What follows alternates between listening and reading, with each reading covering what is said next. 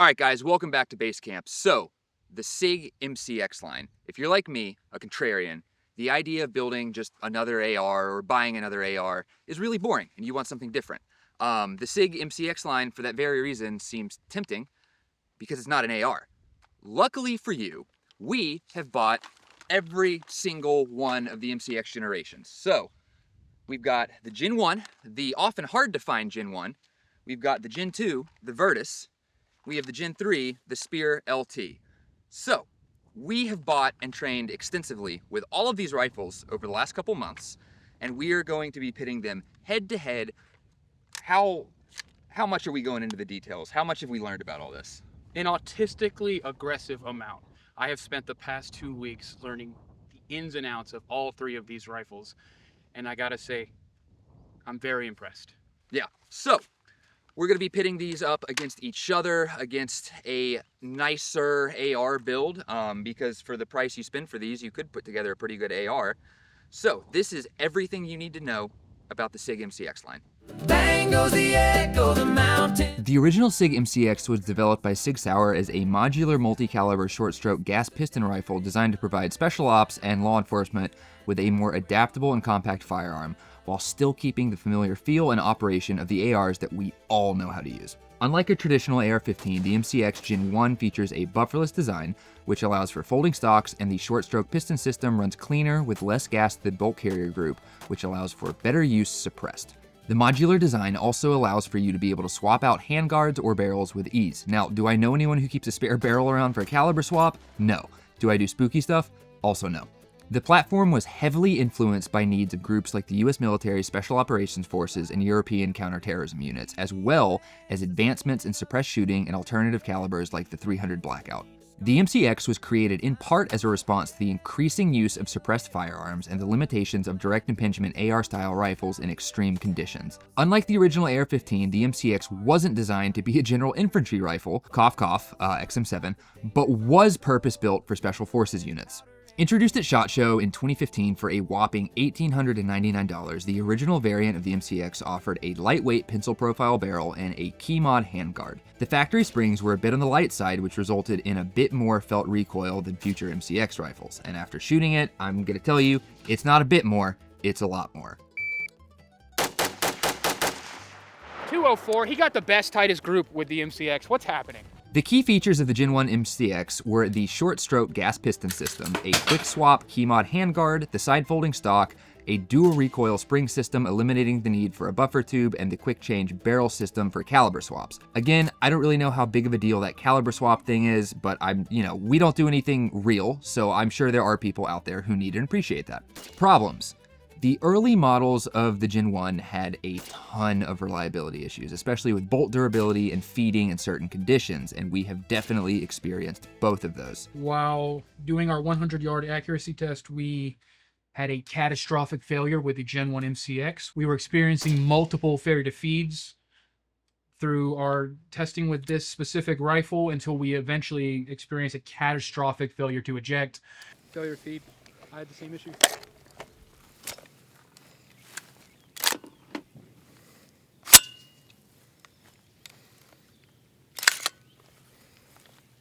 You're good. It's just failure to feed. Load around.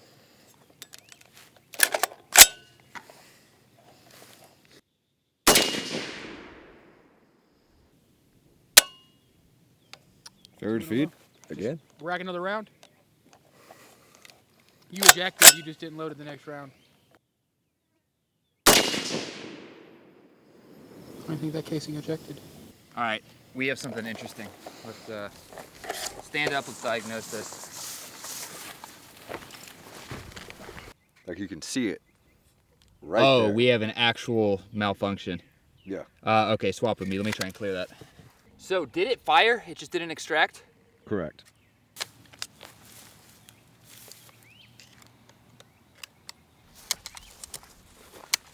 Bro, that is in there. This is Fiocchi range rounds through here. We just had a complete failure to eject. We have brass just absolutely stuck right here out of the Gen 1. Now, I'll be fair. We don't have nearly as many rounds through the Gen 1 as our other rifles because both of us have been running our other rifles for at least a year and some change now. But I can say on my Spear LT, I have never had a malfunction like that. Have you ever had Never. this bad of a failure to extract with a Virtus? Never. Nothing of the sort. And we ain't gonna hide any of this stuff. Which, you know, surprise, surprise, the oldest gun that they've had to change 2 times is the one that didn't work. Also, while this is going on, I just want to say, you guys don't know how bad we have it down here in the south. It is 90 degrees.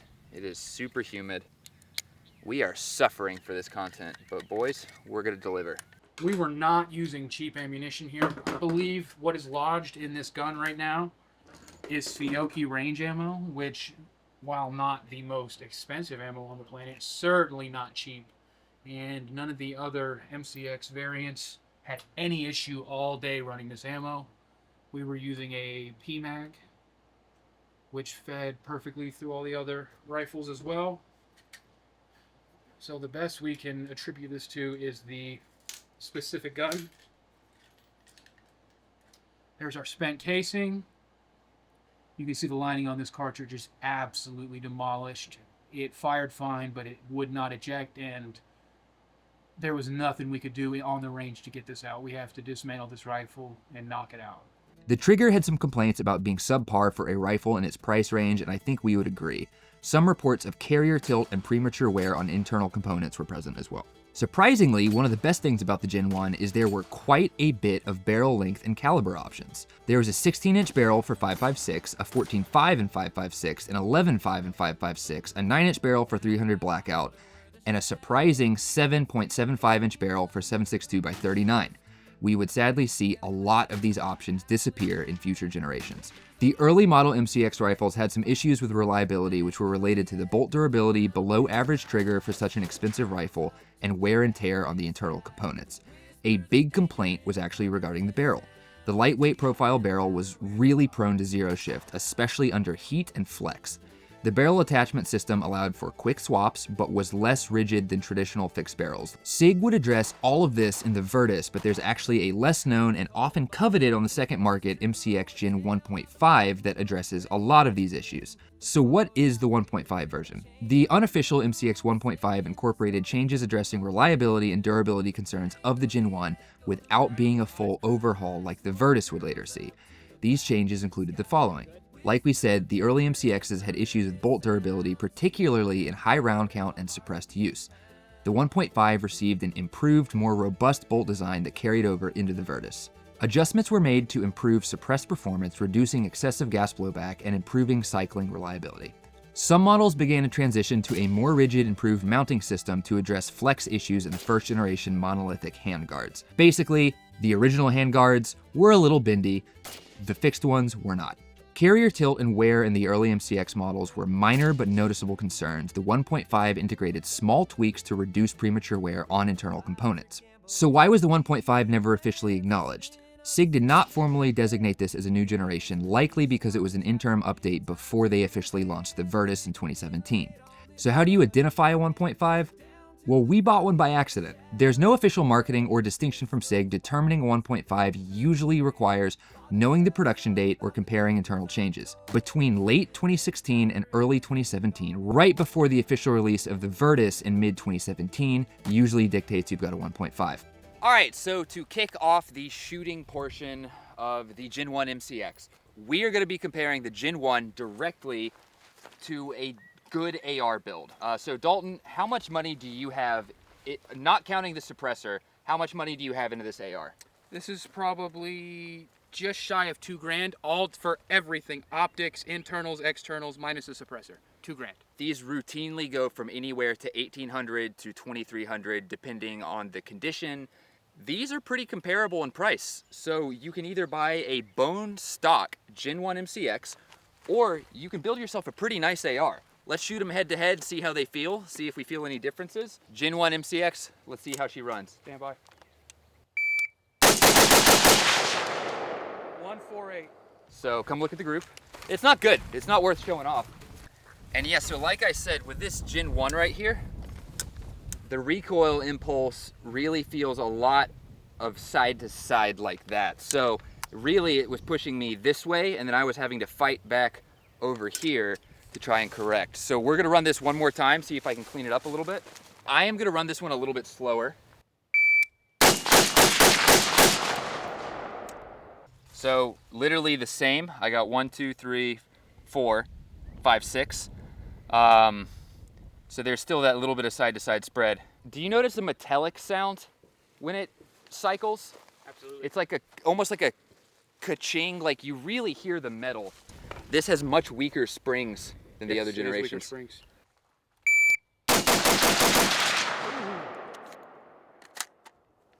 Four alphas, 2 Charlies. Yeah, let's look at it. I believe these were my first 2. It's the recoil is a little different from my Virtus. It's quite different, isn't it? It's even worse. 151, 3 alphas, 3 Charlies. Man, do we just suck? Yeah. We're kind of cold shooting, but it's very different recoil impulse than my Virtus or your Spear.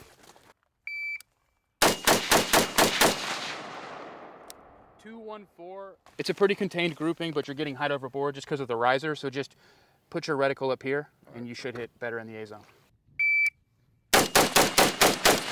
Oh. That's the goal. Once again, a good grouping, just 1 flyer. So now we're moving on to the AR. What was your takeaway apart from us just generally sucking with that Gen 1 MCX? It is, in my opinion, of the 3 rifles, the recoil impulse is the most different from a standard AR. And it would take the most adjusting to, in my personal opinion. Part of why that is the Gen 1 MCX has a much weaker recoil spring than any of the others that we're shooting with. And so you really feel that recoil a lot more. And I wouldn't say it's bad. You can train for it. Of course, you can train for anything. But compared to everything we're shooting out here, it feels the most different, if that makes sense. Absolutely. So, all right, let's run the AR. Yeah. Let's talk about it. It felt a little slow, but it's because I'm unfamiliar with your rifle, but I was still racing myself, and I got all A's. Look at the group. For the record, we're not completely trash. That shows you how different the recoil impulse actually is between the Gen 1 and just the standard AR.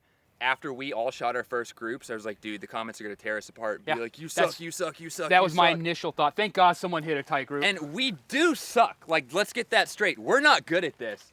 But man, the Gen 1 is just that different. All right, I'm ready. Still didn't register? No. I'll have time on screen. Trash pandas, baby. Good suppressors. Ah, okay, so I wandered just a little bit. I had 1C, but still, I mean, here's my group.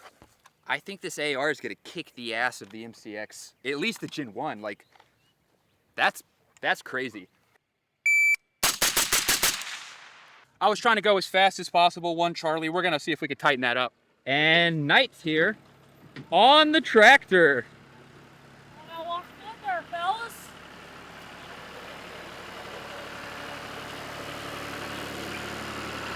Hey, buddy. I come there in gifts. Let's go over this. Cowboy boots, short shorts, and I know he's got a lip pillow. Oh, wait. What's up, guys? I can't get past this. This is legendary. Oh, and guess what we have in here? And the white monsters! And there's a whole bag of Bucky's breakfast burritos right next to it. Oh, Oh my God. Golly, brother. who is this man? All right, I'm gonna cut grass. You had all A's. I can't attest to this because I've never tested the length of travel on the BCGs comparing to the MCX to this AR, but it just feels like it has a shorter distance. It just feels like that follow-up shot is ready much quicker than the Gen 1 MCX. 230, all A's. We'll take it. Exact same time, exact same grouping. 230, all A's. How does the AR feel compared to the Gen 1? I'm glad they're on their 3rd gen. The MCX Gen 1, starting with the muzzle device, working my way down. This is a 3-prong SIG flash hider. It is not a QD, but it works very well for what it's designed to do. Moving back into the handguard, this is one of my biggest issues with the rifle. It is key mod, which, as you may know, is an incredibly dated design. Everyone's kind of moved on to M-LOK, but it is absolutely a vibe. This handguard does have some rigidity to it, but the earlier MCX Gen 1 models were quite notably flexible with their handguards. They had a lot of issues maintaining zeros with PECs and mauls, just any IR device, anything that you would need to zero. A lot of issues because you could literally take your hands and flex these. So that was fixed with the later models. Another notable issue that they had with the earlier MCX models was the barrel. A lot of shooters noted that after prolonged shooting and heating of the barrels, it would absolutely warp it and you would lose a lot of accuracy. And that was noted in our tests today. It's a much thinner barrel than the later designs, and it needed to be fixed. As you may know, the MCX is a short stroke gas piston system. The Gen 1s did have some reliability issues with their buffer system inside the bolt carrier group. But what we actually have in our possession is an unofficial 1.5 gen, which is a healthy combination of the MCX Legacy and the Gen 2 Virtus. Moving to the ambi controls on this gun. This gun is what some may call full ambi. I wholeheartedly disagree. Where we do have an ambidextrous fire selector and magazine release, we do not have an ambidextrous bolt catch or bolt release, whatever you want to call it. That was updated in the Spear, but the Gen 2 also lacks this. You can definitely tell this is a Gen 1. The key mod hand grip to me is not a big deal because to me, that's the sign of the time that this was made in. I will give a little bit of a pass to a rifle from 2015 having a key mod handguard. It's a huge handguard. They get smaller over time. Not as good to find purchase on this as it is the others. I noticed whenever we would move back to the Spear LT or even the Virtus, I'm able to just get a much better purchase on that handguard to tug it into my shoulder. The stocks fold to the side on every single MCX rifle. And when I was getting into this ecosystem, I kind of over-prioritized that. I was like, wow, I really love a stock to fold because it can be mobile. The amount of times I've fired like this, one time ever, and it was like for the memes, you know? No one's gonna be shooting like this. And, you know, maybe if you're in a vehicle, this is mostly for transport. Yeah, it's super cool to be able to do that. That is just flex on all the poor people who own ARs. As far as the trigger on the MCX Gen 1, we have a standard mil-spec trigger, 6 to 8 pounds. This one in front of us is an 8-pound trigger. It is a single stage trigger, unlike the next 2 generations, which are 2-stage triggers. It's not a bad trigger, but it is certainly the worst of the 3 by a mile. They updated the triggers quite nicely on the Virtus and the Spear models. One thing we haven't talked about, the grip on here is kind of funky compared to all of the others. You have a different angle. I know Dalton has an aftermarket grip on his, but the grip that would come with that Virtus is more similar to the one on the LT. With shooting the MCX Gen 1, we encountered a lot of issues. First and foremost was the reliability. We had several failure to ejects, failure to feeds. We had a cartridge lodged inside the barrel, which actually shut this rifle down for the remaining of the testing. We had accuracy issues up close. We had accuracy issues far away. The gun feels clunky when you shoot it. Just by itself, it's not a bad rifle, but when you put it up next to its newer counterparts, it definitely falls short, and that was noted throughout testing today. We are going to clean these targets up and move on to the Gen 2 MCX, and we are going to see what happens to our groups because the Gen 2 fixed a lot of things that were wrong. The Virtus was released in 2017 for approximately $2,500, and this represented the official Generation 2 of the MCX line of rifles. According to SIG's own press release, they received feedback from special ops units throughout the world and made the most advanced rifle ever built, and made it even better. The result is the MCX Virtus. Now, what did that actually mean? According to SIG, this includes increasing accuracy, delivering additional modularity, and providing a service life of more than 20,000 rounds, all without a single part replacement. Some of the key features of the Virtus included an improved bolt carrier group and internal durability, a heavier profile barrel for better accuracy, and a more modular and modern M-LOK handguard. The MCX Gen 2, also known as the MCX Virtus, improved upon every issue that shooters experienced with the Gen 1, most notably with the barrel. This is a cold hammer forged barrel, much heavier, much more robust, much more reliable. It is also the heaviest of the MCXs by a lot. Now, some of the problems of the MCX Virtus were most notable in the increased weight. A lot of people also noted issues with suppressor back pressure and gas tuning. Some of the improvements they made were an easier to adjust gas system and a fine-tune operation between suppressed and unsuppressed use. An enhanced trigger was also added with the introduction of the new SIG Matchlight Duo trigger. One of the most notable upgrades between the Virtus and the MCX Gen 1 was the ability to quick swap barrels. You can break this rifle down and change barrels to different calibers in a matter of moments. It's something that I will not be utilizing, but it is worth noting. My second favorite improvement between the MCX and the Virtus is the trigger. This is the Duo Matchlight trigger from SIG, which is credited to have about a 4 to 5 pound trigger pull. Mine falls somewhere in between there. It is incredibly light. It is a 2-stage trigger, and I have absolutely no issues with it. It is a phenomenal trigger. They do improve upon it even more with the spear, but we'll get more on that later. We've noted that the Virtus was much heavier than the MCX Gen 1. This is mostly due to the barrel itself. The Virtus barrel is so much heavier than the Gen 1, which helped to reduce barrel flex and improve accuracy due to heat dissipation, and lasted better through suppressed use in general. This added stability also added front end weight to the rifle, and you felt that much more during sustained shooting. The Virtus featured a cold hammer forged barrel, whereas the Gen 1 MCX featured a pencil barrel. The Virtus barrel is part of its monolithic upper receiver design, which creates a more solid and rigid structure than the Gen 1 MCX. The barrels of the Virtus were also made for stricter tolerances than the Gen 1. Now on paper, the Virtus looks like an all-around improvement to the MCX Gen 1 in every way. It wasn't perfect. Much of the complaints about the Virtus lended to the weight of the rifle. But how did it shoot? Got a swimming pool in my living room, on stage interviews. We are moving on. We did the Gen 1 versus the AR. Now we're moving on to the Gen 2, which is the Virtus. 204, that's better. It took a while for me to find my dot, And but that's just practice. we have all A's.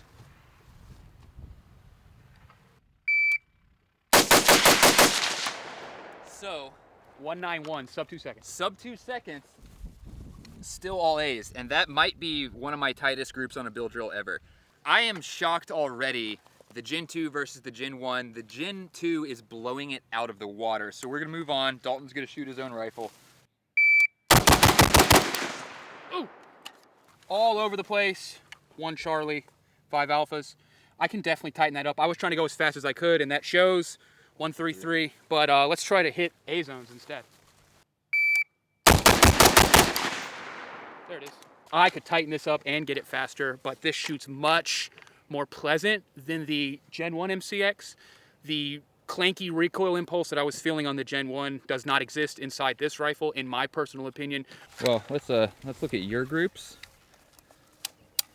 Messy. My groups, tight. Let's look at his times and my times. Faster, A zones. Slower, A zones. In the broad stroke of art, I win. You can stroke these nuts.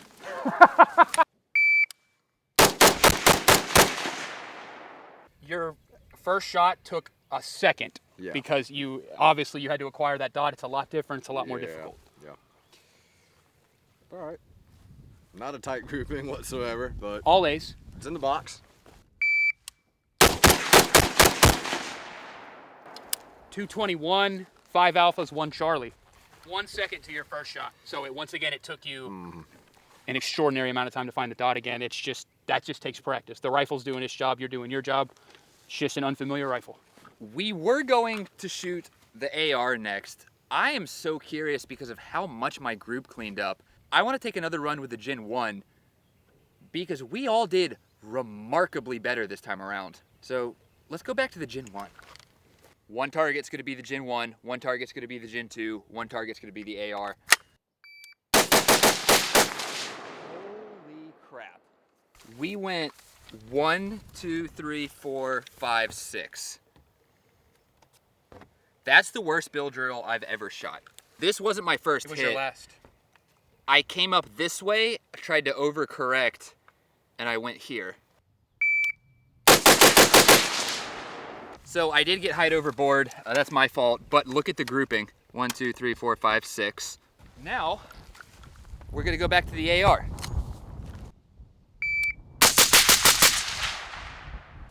All right, so keyhole. Baffle strike, maybe. Yeah, baffle strike. Trash pandas, baby. Good suppressors. Good suppressors. Good suppressors.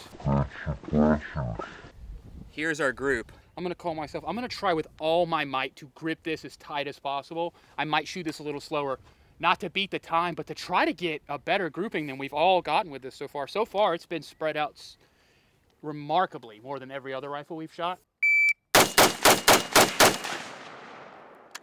178. I got deltas. Now, I don't know. I don't like this rifle. I mean, this is going to be the loser in the comparison of the 3 MCXs and the 1 AR, without a doubt. 148. Tightest group by far. Yeah, tightest group by far. Granted, I train with this rifle, so it does feel a little better, but there is no denying that the recoil is easier to manage. Something about how the MCX Gen 1 reacts makes it have a very opened up group. Group does seem a little bit more open than that one, but when I shoot this AR, if you blindfolded me, I would know I'm shooting the AR over any MCX. I have put between 3,000 and 4,000 rounds through this particular rifle. This is my training rifle. This is the rifle that I'm going to use for competitions. And I cannot be more pleased with the accuracy and reliability of this rifle. But whenever I switch to a different rifle, it feels like it weighs half of what this weighs. The weight of this particular gun is insane, especially when you start putting LPVOs and lights on it. It's a heavy gun. When they did a lot of the improvements, one of the biggest flaws with the original MCX was that pencil barrel in the original MCX. So yeah, they corrected it and they really overcorrected. So the barrel life on this rifle is about, what, 20,000 rounds? 20,000. Yeah, 20,000. And the handguard is still a very beefy handguard. We've now moved to M-LOK, which is awesome because currently in 2025, the year of our Lord, M-LOK is what everyone's using. Shooting with the muzzle brake, if I could get this muzzle brake off without breaking an arm and a leg, I would. It is so loud and concussive. I am not a fan of muzzle brakes, but it does mitigate recoil to some degree. So there are pros and cons. If you're looking at specific MCX models, just make sure you look at what they're putting on the end of that barrel, because I cannot recommend a muzzle brake over a flash hider. So yes, this is an improvement in shootability. Then we move to the Spear LT. Introduced in 2022 for $2,600, the Spear LT is the current flagship third generation iteration of the MCX lineup. SIG took the feedback about the weight of the Virtus and was actually able to shave off some of that weight, resulting in the Spear LT, which, while heavier than a typical AR, is noticeably lighter than the Virtus. This was done by shaving weight off of the handguard and barrel. While that sounds like a step backwards, the barrel life of the Spear LT is still claimed to be 20,000 rounds. The idea is that the increased barrel weight in the Virtus was actually an overcorrection. In theory, with the Spear LT line, they kept all of the improvements of that heavier barrel, so this is still rated for 20,000 rounds, but they were able to shave off weight that was unnecessary. This barrel sits in between the MCX Gen 1 and the Gen 2 Virtus in terms of how heavy a profile it is, but on paper, it's supposed to have the same durability, heat mitigation, barrel life as the Virtus, which is pretty cool. And you can definitely tell that this is much lighter. Even the handguard on this, it's way easier to get a purchase on. The gas system was further optimized for better suppressed and unsuppressed performance with smoother cycling and less felt recoil. All in all, the Spear LT is 1 pound lighter than the Virtus. The newest generation of MCX, and this is Harrison's personal rifle. This is a pretty gun. This is so much lighter than the Virtus. The handguard is significantly lighter than the Virtus's handguard, while also having more positions for M-lock, which I think is very, very cool. The Spear LT would now feature an even more improved flat-face SIG match trigger, which is crisper, lighter, and more refined than the stock trigger in the Virtus. During our training and extensive time with both of these rifles, yes, we can tell a difference, but they are both better than mil-spec, and you're probably just gonna end up putting in a Geisley anyways. Shootability-wise, this was honestly not much different than the Virtus. The groups we were getting during bill drills and during our accuracy testing, they weren't different enough to say one is better than the other. I think the differences between the Spear and the Virtus really come down to user preferences and weight savings. While the Virtus did offer most ambi controls, the LT nailed it and offers, in my opinion, the best ambi controls in any AR style lower. Now, the ambi controls on this are my favorite ambi controls of any rifle I've ever used, namely just the placement of this bolt catch. This, I think, is the perfect implementation, perfect placement for a right-sided bolt catch. And honestly, I have to train myself to use the normal bolt release because it is so easy. It is so easy to just use this right here that I end up getting training scars when I use normal ARs or my Rattler because I really, really miss having this. So this placement is so good and so easy and intuitive that you don't really ever use the normal bolt catch. You can also use just about any AR-15 trigger in the LT lowers, which was a departure from the Virtus line that could only take some AR triggers. An important note, FRTs in the original Super Safety do not work in the LT as they need to interface with a mil-spec AR bolt. There is a guy out there who makes trip bars, which will make it run. That is an idea for a later video. Additionally, the LT line is backwards compatible with the Virtus line, meaning you can use Virtus uppers and parts on LT lowers. With the LT line, we would see the reintroduction of 7.62x39, and as far as barrel lengths, we now have the 16-inch and 5.56 and 7.62x39, 11.5 and 5.56, 11-inch and 7.62x39, and 9-inch and 6.75 inches in 300 blackout if you count the Rattler. We are now moving on to the Gen 3, which is the Spear LT, which this is the rifle I'm the most trained on. However, I just the other day threw on this LPVO. I am not trained with this LPVO, but no excuses. It's a little bit of a bigger group than the Virtus. We're still at roughly a fist-sized group. I'd call that a little bit bigger than a fist-sized group. Worse group that time. I was trying to race myself. I threw one out here. You know, I am gonna say I actually think I shot the Virtus flatter than the Spear LT. Absolutely. It looks like it. Height over bore. It's a bit taboo to say this and then post it on the internet. Do you actually think it's because of the optic? Because every other gun we've been running has a red dot. I would say so, yeah. Let's try again. I think you can clean your group up. You got height over board a little bit because this should all fit in A. And my first group was a fist size group, so I think you can clean that up. Very good. All right, so we got all A's. Just a little bit bigger than a fist. The recoil feels lighter than it does on the MCX by a country mile, the Gen 1 rather. It's very comparable to the Virtus, but different in a way that I cannot describe right now. Objectively, this is a much lighter gun than the Virtus, but it somehow is still able to recoil the same. Does that make sense? Yeah. So that muzzle brake on the Virtus is factoring in. I would be curious to see what it would be like if we just had, you know, like A2 bird cages on all of these. But I will say, I think if we had a red dot on here, this would look like a very similar group to the Virtus. And one thing I will attribute to the Virtus is I have more weight on the front end of the gun, which is also going to decrease muzzle rise, whereas this is completely slick up front and it's just an overall lighter weapon in general. Yeah, so that's definitely playing a part. That's one thing I have noticed is that the handguard on the Spear LT, I can really get my hand around that handguard, whereas the Virtus, and especially the Gen 1 MCX, it is a thick handguard, and so you can't really grab it with as much confidence.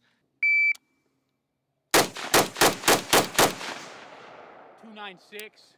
So that would fit in A. Like, your group itself, not horrible. I do believe you were better with the Virtus, but let's try and tighten that up. Yeah.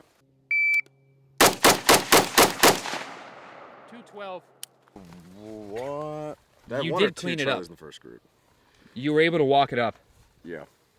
Now that we got a feel for the Spear LT, we're gonna put the Spear LT directly up against the Virtus. So let's do another group. That's what I'm talking about. How quick was it? 161. 161. Not my best, but fist-sized group, all A, 161.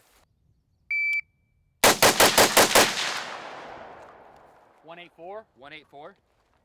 So 1, 2, 3, 4, 5, 6. So larger group than the Spear LT, but to be quite fair to the Virtus, my original shooting with the Virtus was better than that. I think at this point it's coming down to personal preference because I'm more trained on the LT, Exactly. You're gonna be more trained on the Virtus, so it's kind of splitting hairs. I'm kind of coming to the conclusion that both of these are very viable. Yeah. Brother, that was good. So I'm getting faster times for my bills with this, and I think I know what it is. So the tightest group I've gotten with any of the MCXs today, I'm going to speak about the stock on the Spear for a moment. It is much more bladed and thinner than the Virtus or the Gen 1, and I definitely prefer that, as well as this cheek weld. It just feels very good, and that's letting me seat this rifle much more comfortably. See, that's funny you say that. The rigidity of this stock, there's no adjustment at all, which I don't like because I actually could use a little bit more length of pull personally, but because there's no adjustability, it's just rigid. However, your AR, adjustable, Yes. and it's still rigid. So I think that's more of a problem with these skeletonized stocks than anything, but oh my gosh. All right. It took me a while to find the first shot. 150. But brother, your group was about identical. Yeah. I am so torn right now. There's no denying that for me personally, this gun recoils better. And it's not just because I'm comfortable on it. It feels better on the recoil. But you can see with both of the rifles here that the groupings were great either way. Like, I am very happy with that. 12 shots in a fist. That's your best shooting I've ever seen, honestly. That's good. That's good stuff. While on paper, our build drill groups and our accuracy groups were very, very similar between these two rifles. And you do also have to consider that comes down to, I have about 5,000 rounds through this rifle, not a lot through the Virtus. Dalton has, what, 4,000, 5,000 rounds through the Virtus and not a lot through this. So Dalton's way more trained on the Virtus, so of course he's going to do better with that. I'm way more trained on the Spear, so of course I'm going to do better than that. But they were similar enough that I think the differences between the Spear and the Virtus really come down to just refinement. The biggest thing I noticed with the Gen 1 is that it's punchy. It's real punchy.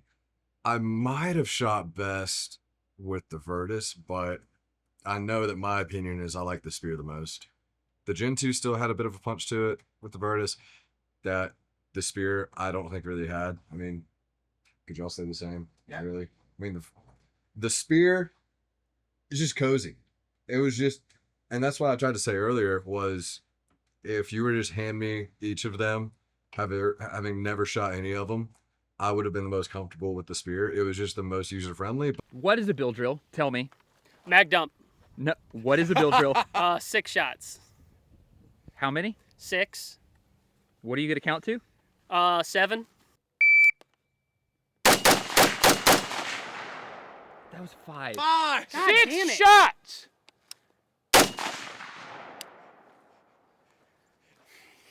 I don't know what to do with you. 773? I don't know, man. We did all. That's not a bit. Hold on. All right, let me just redo it. 204. He got the best tightest group with the MCX. What's happening? 1, 2, 3, 4, 5, 6. A little bigger than a fist. This was that That's the first That was group? his first grouping. the front end heaviness of all of these guns. It's not bad. It's just weird and different. 212, 2 Charlies, 4 Alphas. I had to walk it up because I had trouble acquiring that red dot at first. Yeah, we're gonna take it again. You can see the pretty big rise on that one, which is interesting. 202, tighter group, 1 Charlie. All right. And then 1 Charlie down here. It feels so special having people hand me guns and load mags for me. You're the specialist one here, Knight. I know. That's why I'm on Adderall. More like Adderall over these nuts. Oh! I'm gonna kill you for that. Didn't rag, but it was the fastest. That I was could the tell. fastest by far. Look at that group. 184. Your first shot was on the line. Yeah, a little bit worse grouping. It's faster still. Couple initial thoughts. The Virtus, because I have pretty short arms, I felt like the Virtus was a little bit tough for me to control. The ergonomics were just not quite as friendly. The spear, again, not trained on the 1X on the LPVO, but the spear, just from holding it the couple times that I have, the one other time that I've shot it, and then these 2 runs, the spear feels a lot more solidly built. It's a little bit more ergonomically friendly. I have pretty small hands, so it was a lot easier for me to get a good solid grip on it. Honestly, I like the Gen 1 for shootability the best. Why? That is blowing our mind right now. So we all shot terribly with the Gen 1. Every single one of us are like, by far, we'd shoot them back to back. Gen 1 was a nightmare. That's bizarre. We all had that is crazy. Did you hear what I just said? I don't understand. It's completely contrary to everything we experience. Your grouping speaks for what you're saying, though. You got a decently tight grouping. We couldn't keep it in the A box, any of us, for any of our runs for the Gen 1. I got here late this morning. I was coming from the fire station, and when I got out here, I had a bunch of grass to cut on the bush hog. So I got a lot less time on these different rifles. I think I ran 2 bill drills on each one, and that's it. I'm a bit of the outlier today because I ranked the Virtus absolutely last, and I had the tightest grouping on the MCX Legacy Gen 1, or the 1.5, and I had that place second with the spear top, even though I felt a little bit more comfortable on the Gen 1 optic. The spear was still super comfortable just because I've used, scopes and LPVOs before, first focal plane on bolt action. The Virtus it just wasn't working for me. It felt really clunky. It felt really heavy. I have pretty small hands, so getting a good grip up here was a little difficult for me. It just felt really unwieldy, and I don't know. I will say, the Legacy Gen 1, it felt punchy. I think Taylor described it really well. The recoil and impulse off of that gun, it feels like it's thunking you in the shoulder. Not hard, but it's enough to where you notice it. And then the spear, it just overall felt super comfortable. So I would still rank the spear first, but very close was the Gen 1. And then the Virtus was definitely last for me. I can't talk about the Spear LT without talking about the issues. The biggest thing the internet seems to hate about this rifle is barrel flex. While there's a lot of videos out on this topic, there's a guy on Reddit who did the most accurate testing of this I have yet to see and wrote a literal research paper on this testing. That will be included as a link in the description of this video. So yes, the LT does have a barrel flex issue. The good news is there's about a $50 part from Arasaka that seems to completely fix this. The other good news is that I have about 4,000 or 5,000 rounds through my Spear LT at the time of recording, and I have never had barrel flex pose an issue. I'm not saying it doesn't exist, but as far as training goes, I haven't noticed a big issue, and I've run this rifle pretty hard. Another gripe I have with the MCX lineup is the barrel length options. I would love to see a 20-inch DMR upper or the reintroduction of the 14.5 from the first gen. Also, a longer 300 blackout barrel like 13.5 or 16-inch would be a really great option for the hunting world. The point I'm trying to make is that if the MCX lineup really wants to stand on its own as a viable alternative to the AR ecosystem, you need to have the option to build out more variations even if they don't always make sense. So what do I like about the MCX platform? The lowers, my God, the lowers. I know a selling point of the MCX rifles are that you can modify an existing AR lower to work with the upper, but I would say you're missing out by not going with the real MCX lower. I know I'm getting a little bit into subjective territory here, but everything on this lower, the fit, the finish, the grip angle, the ambi controls, the magwell, hell, even the stock trigger it comes with, they just work and they work well. Yes, you can drop in a better trigger than what comes stock, but I've never once shot the Spear LT and thought, man, if the trigger was better, I'd really benefit from it. While I'm a big fan of the Cold Hammer Forged Steel nitride barrel SIG went with from a durability standpoint, the accuracy is acceptable, which funny enough is not the word you want to hear when you're talking about a rifle that is almost $3,000. While the barrel is able to withstand ridiculous pressure and reportedly last up to 20,000 rounds, before any accuracy problems, we're seeing about 2 to 3 MOA from the 16-inch barrels. While that's certainly better than combat accurate, you can build an AR for much less than $3,000 that will get 1 MOA or less. Sometimes I think we might get caught up on the 1 MOA or nothing thing. I've taken the Spear LT out to 600 yards, and you know what? That's fine. So from the durability side, I say the barrel is a huge pro, and while I can't call a 2 MOA gun bad, I also can't call it good or great. Another big pro, these guns just run. I've got about 5,000 rounds through my Spear LT and maybe about 1 to 2,000 through my Rattler. The Spear LT has never had a single malfunction, and I've run it hard.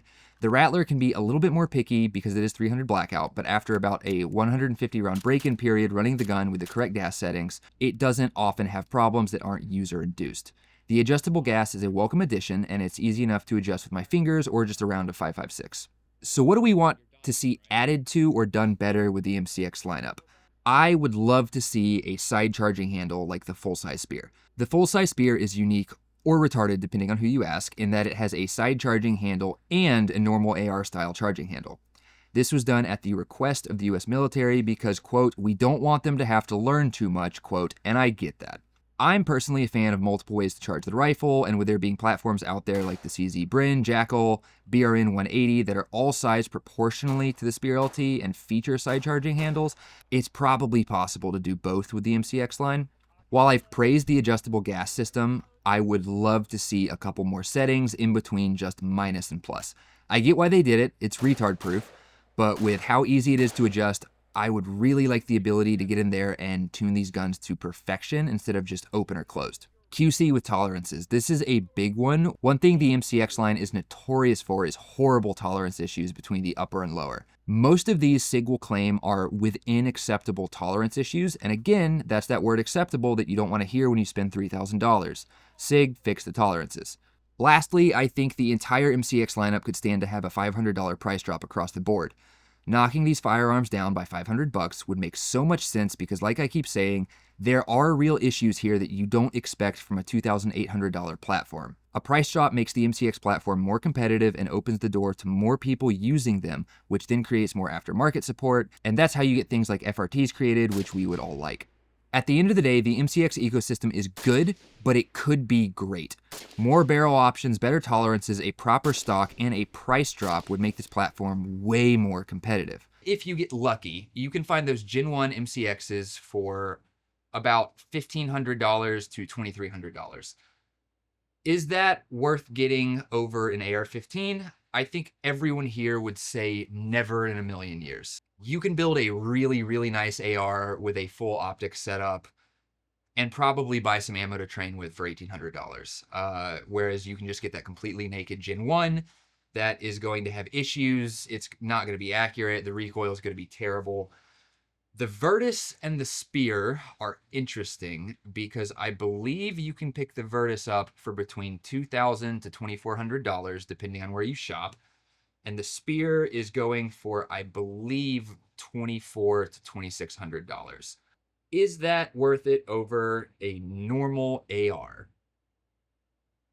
I think after today, I would say no. Would we all agree with that? Yeah. Yeah. So, yeah, it's not worth it.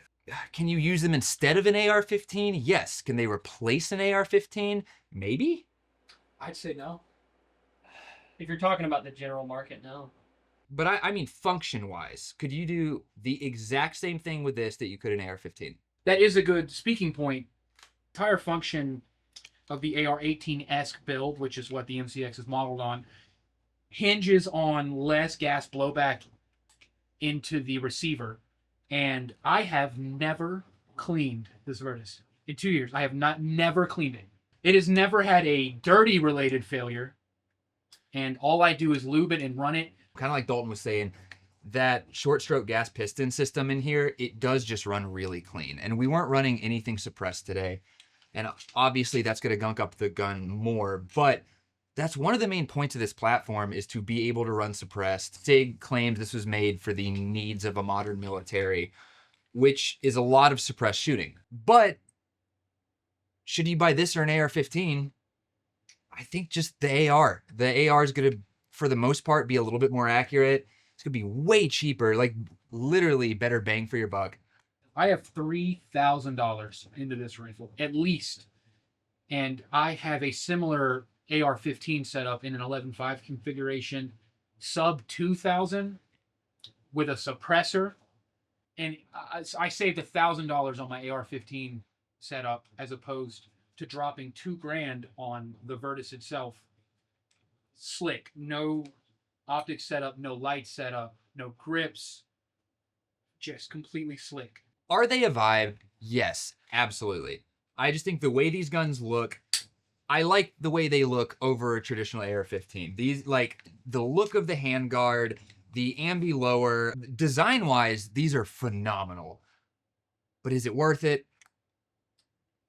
Probably not. Get an AR-15. Yeah, just get an AR.